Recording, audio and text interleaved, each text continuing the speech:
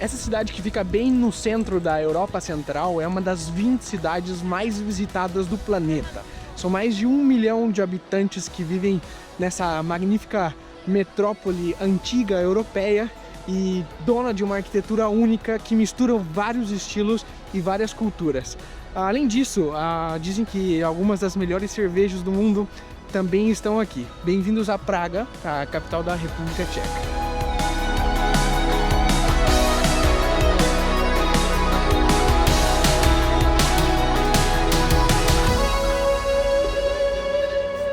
Bem, mochileiros, nós aqui em Praga vamos ter muita coisa pra ver. Vai ser muita informação, tem muita coisa legal nessa cidade. É o primeiro vídeo aqui de Praga. Eu resolvi que nós vou mostrar pra vocês primeiro a cidade antiga. Normalmente é a parte das cidades que eu mais gosto, que eu normalmente começo pelas cidades antigas, a parte antiga das cidades, nos meus vídeos. E o que vocês estão vendo aqui, essa grande torre se chama Torre da Pólvora. Na verdade, ela foi feita pensando para ser um dos portões da cidade. Haviam outras 12 parecidas a ela, mas essa era a mais importante. E em algum período da história, ela também serviu como um lugar para guardar pólvora, por isso que ela tem esse nome. Prestem atenção nessa arquitetura, nessa cor, nesse formato, que a gente vai ver várias coisas aqui em Praga que tem esse mesmo formato. Mais adiante eu conto o porquê.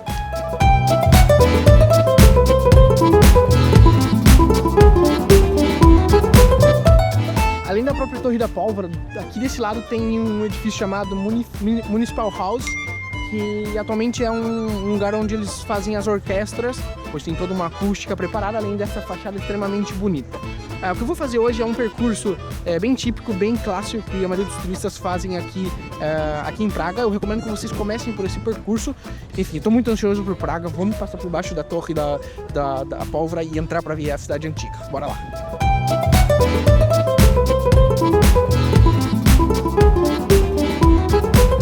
Embaixo da torre, vocês já vão entrar numa rua que vai reto, vocês já vão ver o fervo, onde vai estar a maioria das pessoas, principalmente se for alta temporada ou fim de semana. Essa é a Rua Seletná, não sei se a pronúncia é essa, mas essa é a escrita. Vocês vão percorrer por essa rua e vão ver várias coisas. Aqui a gente vai estar bem na divisa entre o bairro antigo e o bairro novo da cidade, ou a cidade antiga e a cidade nova, melhor dizendo. Lembra daquela nossa viagem na Rússia que a gente conheceu essas bonequinhas aqui, as matrioshkas, que são essas bonequinhas que uma vai dentro da outra? Essa é a prova de que isso aqui realmente teve uma influência do comunismo, ou melhor, uma influência da União Soviética durante várias décadas aqui em Praga. Isso não acontece só aqui em Praga não, se vocês forem, por exemplo, à Hungria ou inclusive à Bulgária, vocês vão ver também esse tipo de artesanato, porque realmente houve essa influência.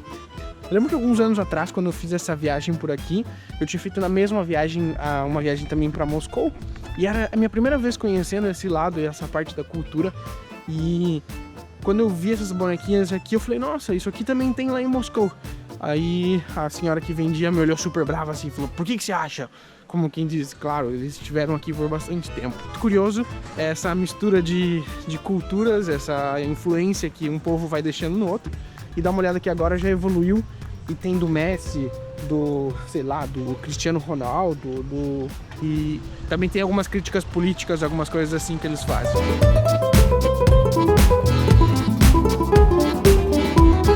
Bem, em muitos lugares vocês vão ver a palavra Boêmia. Por quê? Porque realmente o que é a República Tcheca hoje eram dois reinos de antigamente, o reino da Boêmia e o reino da Morávia.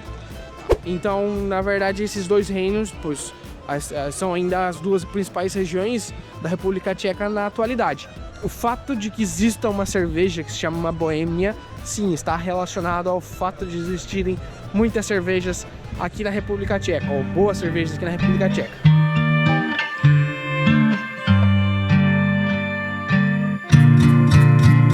Então, a primeira parada que vocês podem fazer já na entrada dessa rua é nesse edifício, nessa esquina. Ele não é nada parecido com uma arquitetura mais clássica, né? Bem pelo contrário, ele parece bem moderno. Na verdade, ele segue um estilo arquitetônico chamado de cubismo, né? Uma casa cubo. Inclusive, muita gente chama de a Casa Cubo de Praga. Na verdade, ele não foi sempre assim. Isso foi uma reconstrução, um novo edifício que foi criado nessa região. Eu não sei se tinha sido algum bombardeio e tinham destruído ou se realmente demoliram para construir esse edifício. O que eu sei é que aquela Nossa Senhora que aparece bem na esquina era do edifício original, que eles colocaram aqui porque realmente queriam fazer referência ao edifício que havia nessa região antes. Ela é conhecida como a Nossa Senhora Negra de Praga, a Madonna Negra de Praga, uma Nossa Senhora de pele escura. Realmente um edifício bem interessante do ponto de vista arquitetônico e está bem na entrada aqui dessa rua magnífica aqui em Praga. Embaixo tem um café que por sinal é magnífico, mas assim como a casa, os preços ali também são ao cubo. Então aí você vê se você vai poder bancar.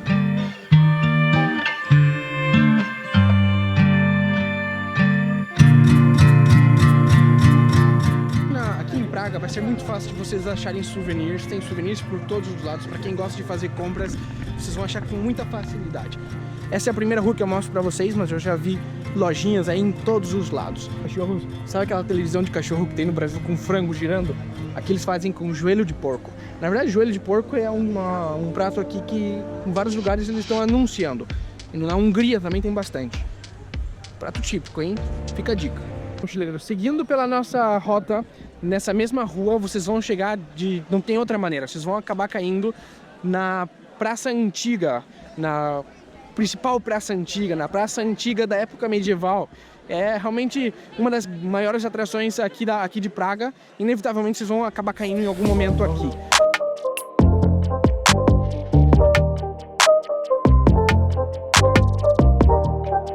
Toda a volta da praça, os edifícios são muito bonitos, de várias cores, de vários estilos arquitetônicos. E tem essa igreja aqui. Essa igreja se chama a Igreja da Nossa Senhora em frente ao Tim. Esse nome meio estranho. Na verdade, a história é muito curiosa e tem uma explicação para esse nome. Vocês estão vendo esses edifícios que estão aqui na frente? Eu não entendo porque eles construíram esses edifícios bem na frente da igreja. Como que a gente faz para entrar na igreja com esses edifícios aqui? Acreditem ou não, a igreja foi construída de propósito atrás desses edifícios, porque nessa região havia um pátio, um mercado, que era um tal pátio de Tim. Quando eles foram construir a igreja, eles falaram, vamos construir a igreja num lugar onde tem bastante gente. E construíram aqui nesse lugar onde era um mercado. Então realmente foi proposital e essa igreja está lá atrás. Vejam que a cor dessa igreja é a mesma cor da Torre da Pólvora, que é essa pedra de calcário escura. É uma tradição dos tchecos que eu descobri hoje, que eles não gostam de limpar, de lavar os monumentos. Então a tradição é nunca lavar os monumentos. Então essa igreja deve estar sem lavar há muitos anos e tá sujinha mesmo. Lá no alto dela tem uma Nossa Senhora. E essa Nossa Senhora, se vocês forem roubar alguma coisa aqui em Praga, roubem essa Nossa Senhora. Ela tá inteiramente feita de ouro.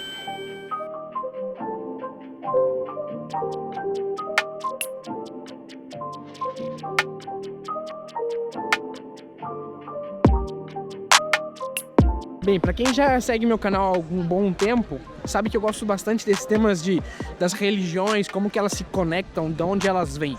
E aqui tem uma história interessante. A República Tcheca, ela tem 30% da população apenas que segue alguma religião, ela é 70% ateia. Mas eles seguem as tradições do cristianismo, como por exemplo a Páscoa, ou sei lá, o Natal, essas coisas. Inclusive essa feira que vocês estão vendo agora é a feira de Páscoa aqui em Praga. A igreja que eu acabei de mostrar para vocês, ela tem uma história bem legal, porque o arcebispo dessa igreja, ele também era um grande professor da Universidade de Karlós, que é essa universidade renomada que eu comentei com vocês. Ele chamava Jan Hus. E esse cara, ele era meio, sei lá, meio revolucionário. Ele mesmo sendo arcebispo e mesmo sendo catedrático da universidade, ele era meio revolucionário. Então, por exemplo, a primeira coisa que ele fez quando ele entrou na universidade foi: olha, eu não quero que as aulas sejam dadas em alemão, a gente tem que dar as aulas em tcheco, porque a maioria da população tem que ter acesso a esse conhecimento. Então vamos dar as aulas em tcheco. Então, tipo, já começou a chamar mais atenção por querer fazer isso. E uma segunda coisa que ele fez foi se meter com o Vaticano. O Vaticano, na época, dizia que as igrejas precisavam pagar as indulgências para garantir um pedacinho no céu. Um imposto que garantia ter um lugar no céu. E ele falava, não, a gente não pode pagar isso não tem sentido. Então ele começou a protestar contra isso, e acabou gerando, pois, uma derivada do cristianismo. E foi aí que surgiu uma nova maneira de fazer a igreja, que hoje seria conhecida talvez como a igreja dos russistas, derivada do nome dele. Mais adiante surge Martim Lutero, e com esses protestos que continuam, surge a igreja protestante. O cara que eu tô falando, esse tal Jan Hus, é esse carinha meio magricelo que aparece nessa estátua aí que tá com merda de pomba na cabeça. Na verdade, ele não era bonitão esbelto, assim. Ele era meio gordinho, baixinho, careca, tipo eu, assim.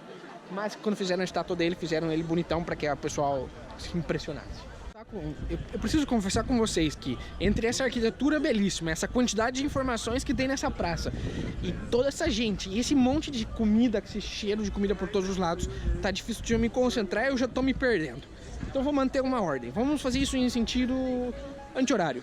Começamos pela igreja, falei da igreja pra vocês, mostrei a estátua do Jan Hus, e se a gente girar aqui, desse lado tem mais uma igreja. Essa igreja no passado era uma igreja ortodoxa russa. Se vocês viram meus vídeos da Rússia, vocês sabem do que eu tô falando, senão aperta nesse card que aparece aqui em cima. Foi dominada, foi igreja católica e hoje é uma igreja russista, justamente aí é nessa questão aí que eu comentei sobre o Jan Hus. Vamos ver o que a gente encontra lá dentro.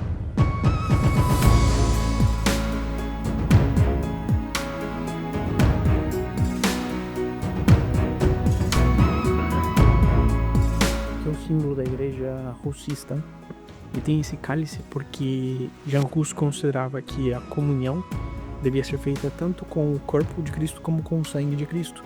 Então ele tomou por símbolo da igreja dele o cálice. Sabe aquela Madonna que eu comentei pra vocês que tinha lá na igreja, que se vocês quisessem roubar alguma coisa, que roubassem aquilo? Antes aquilo era um cálice de ouro.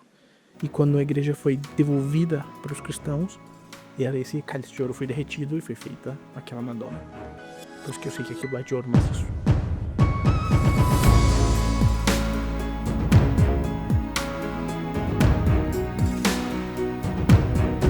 Em outubro desse ano vai fazer 100 anos que foi proclamada a República da Tchecoslováquia, que hoje já nem existe.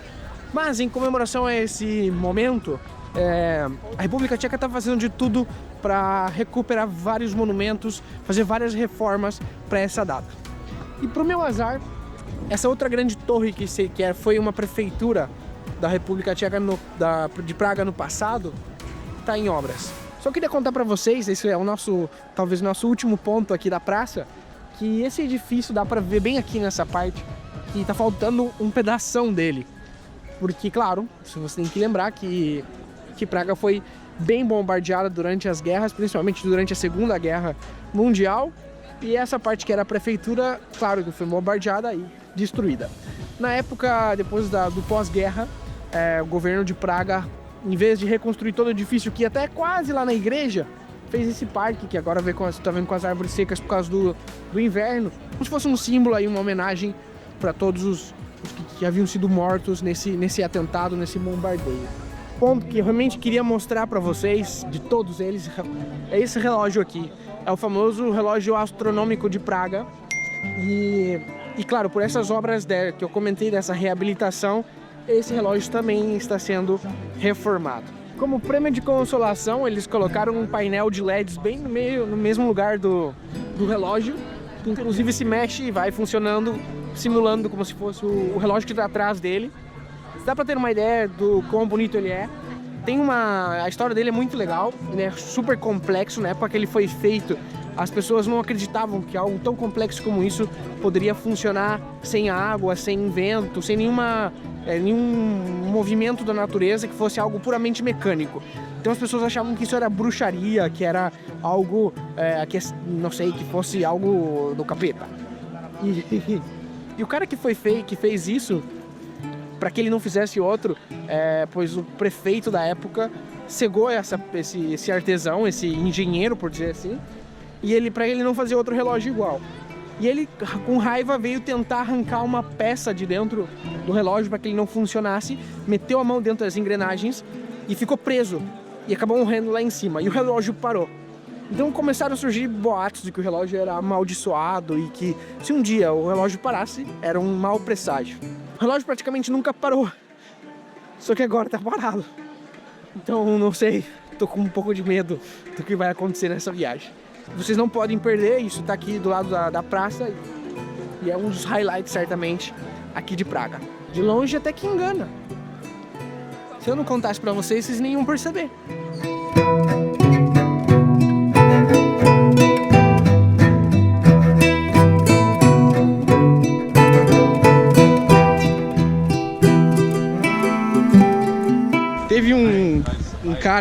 muito famoso, que se chamava Carlos IV, que fez uma revolução na cidade, que trouxe a capital da região da região da Boêmia para Praga, e a cidade desenvolveu muito na mão dele. Foram os anos dourados da cidade, por dizer assim.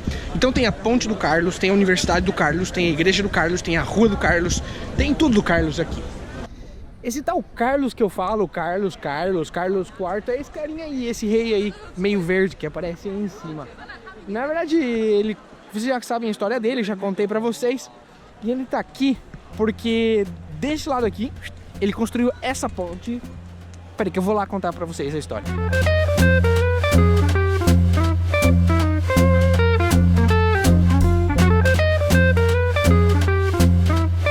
Bem, turista que veio pra Praga e não passou pela Ponte de Carlos, vai ter que voltar. Certamente essa é a atração mais popular da cidade. Ela liga a cidade antiga até a colina onde fica o castelo. E é impossível, você acaba caindo aqui em algum momento. Só que é só isso. A única maneira de você visitar esse lugar aqui vazio é ou vir muito cedo, ou com muita chuva, ou muito tarde. Porque senão tá sempre assim. Se tu passar aqui durante o dia, a partir das 9h30, 10 horas da manhã, já vai ter muita gente. Deixei pra gravar aqui no final do dia hoje, justamente por isso, porque eu achei que ia ter menos pessoas e realmente dar uma diminuída. Tem bastante gente ainda, mas bem menos do que antes.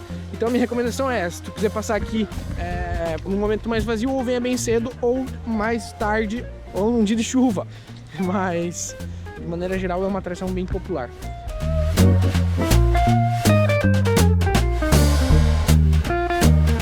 Além, é claro, do ambiente, que é incrível, com os músicos, os carinhas vendendo as coisas, ela está adornada com várias estátuas de vários santos importantes aqui da República Tcheca.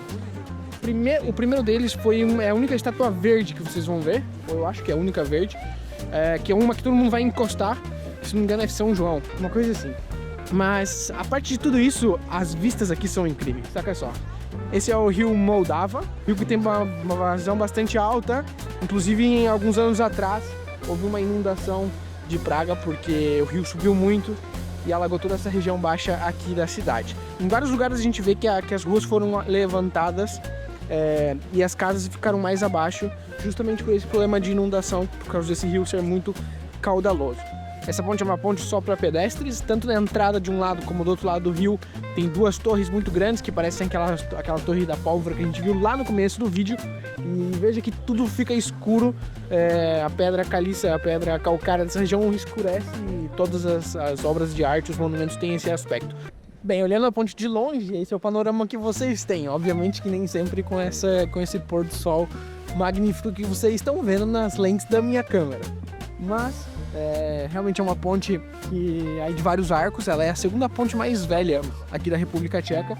E quando o Carlos IV construiu, foi para repor uma que as chuvas tinham levado. Como eu comentei, o rio tem muita vazão. E tem vários passeios de barco que vocês podem fazer, bem rapidinhos, alguns de 10 minutos, outros de 1 hora, que faz um percurso aqui pertinho para ver por baixo da ponte, não sei o quê. Pode ser interessante. Mas o mais legal é isso aqui, cara, é essa paisagem, é você vir aqui e ficar vendo o povo passear, parar, tomar uma cerveja, comer um enroladinho daqueles. Enfim, é muito legal. Eu espero que vocês tenham gostado desse primeiro dia. Eu não mostrei tudo que eu vi hoje, porque eu preciso reordenar os vídeos por temas, por dizer assim. Senão também esses vídeos ficam muito compridos. Escrevam aí embaixo qual que é a opinião de vocês. O que vocês estão achando da República Tcheca? O que vocês estão achando dos meus vídeos aqui na Europa? Eu fiz bem poucos vídeos na Europa, na verdade. Mas enfim, me contem aí, eu quero saber. Então deixa embaixo aí nas redes sociais, Facebook e Instagram, para quem quiser me acompanhar em tempo real. E não se esqueçam de se inscrever e ver os outros vídeos. Tem muita coisa legal de muitos países aí pelo meu canal. Por hoje seria isso e um abraço maior que o Atlântico.